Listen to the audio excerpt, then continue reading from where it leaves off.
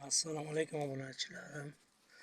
Bugun mana yana quyonvoylar haqida gapirib beramiz. Bizda yana quyonlar katta bo'lgan. Endi homiladorligi ham bor. Ichida nimasi ham bor, shu yaqinga ayiramiz. Bo'g'ozi ham bor bularning ichida. Erkagi ham bor, erkaklarni ham ayirib qo'yamiz, xudo xolsa shu yaqinda. Endi keyingi katakka o'tamiz. Bolajonlar.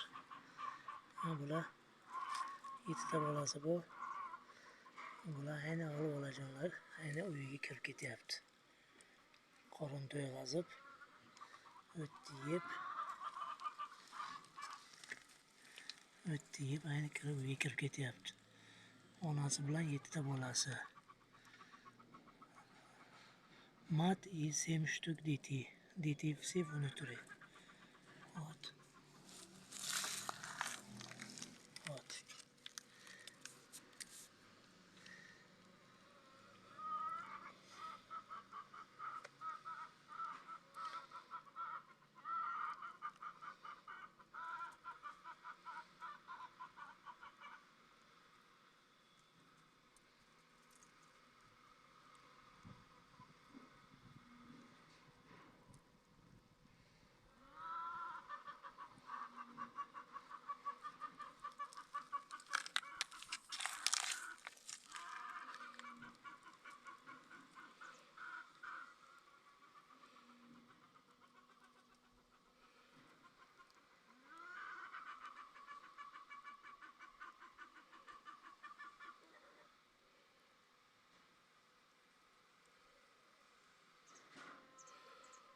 Bu quyonchalar hozir ayni 20 kunlik quyonchalar bular.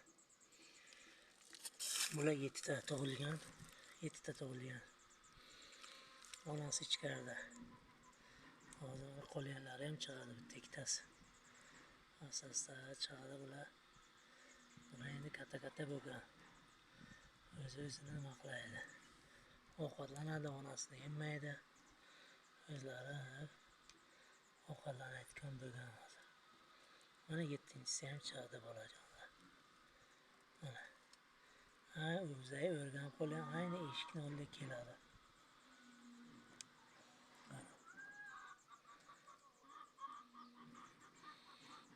Bolajonlar ayni kelgan eshikni oldiga bemalol aylanib, ovqatlanib, mana bizlarni tomosha qilib kuzatadi. Aziz obunachilar, ana shunday quyonni parvarish qilish, nimalarni o'rganish kerak. Endi sizdan bilmaganlarimga kommentariya yozib qoldirasiz degan umiddaman. Quyonlar faqat beda, savzi emas, boshqa yana nimalar bersa bo'ladi. Shular haqida sizlardan qisqacha so'rab o'tib ketamiz. Yoki bir izohlar va kommentariyada nimalar qoldirasizlar. Aziz obunachilar. Mana quyon ichkarida bola. Bolalari tashqarida qorin to'ygan. Bemalol ko'mkuga o't bor, suv bor. Bemalol o'ynab o'tiribdi.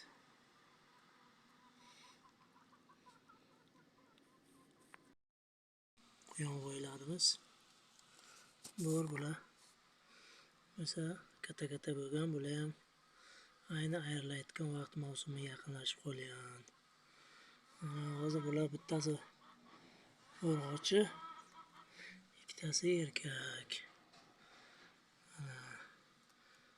Nasib bo'lsa bular haqida ham yana ko'payishganda yana gapirib beramiz. Keyingi katakka yana o'tdik obunachilarim. Oqvoylarning onasi. Oqvoylarning onasi bu. Onasi oqvoyni katakning ichida. Bo'g'oz bu. Buni alohida qilganmiz. Bu ham ko'payish mavsumida turibdi, oqvoy. Bu kattakon bu bo'g'oz.